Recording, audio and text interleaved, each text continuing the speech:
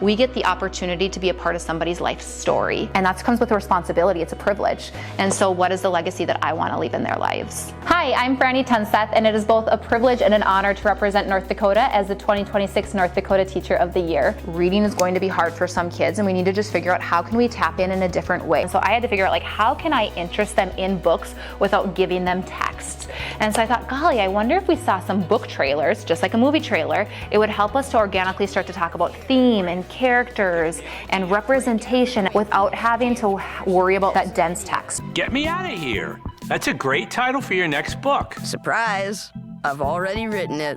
Middle school, get me out of here. And so I found that once they were intrigued, it became much easier then to give them the text because they already had some buy-in. Having kids want to read is just so fulfilling. Cher's so iconic, she just needs one name.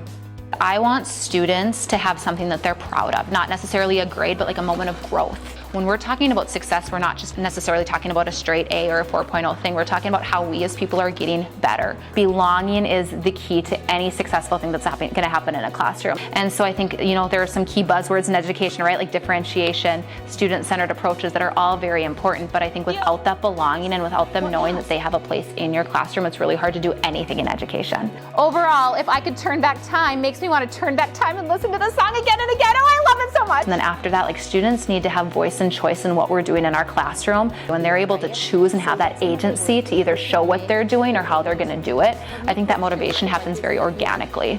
But I think that we need to be more purposeful about our conversations of in-service teachers and how we can make sure we're retaining them. They found find, object, or use. We have teachers 1 and 3, 1 and 2.5 are leaving our profession, and that's unsustainable. And I think it's very easy to say it's a salary issue.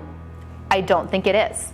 I have friends that have left the profession that are working at Shields for far less than what they were making as a classroom teacher. I think that we need to be very vulnerable in education as a whole of having conversations with these people and trying to figure out why are they actually leaving, and then how can we as an education entity make sure that we are providing the opportunities to tackle those things head on. And at the end of the day, it's hurting our students. So I am going to the University of North Dakota for a PhD in teaching and leading. My dissertation is really centered on teacher agency. Teachers are incredible intellectual people, and they deserve to have that power in their classrooms. And I really see my work at UND and all the research I'm able to do as an extension of what I live every single day. To teach during the day and then go back and bring all of these questions that I have and research them. I don't think that this is my award.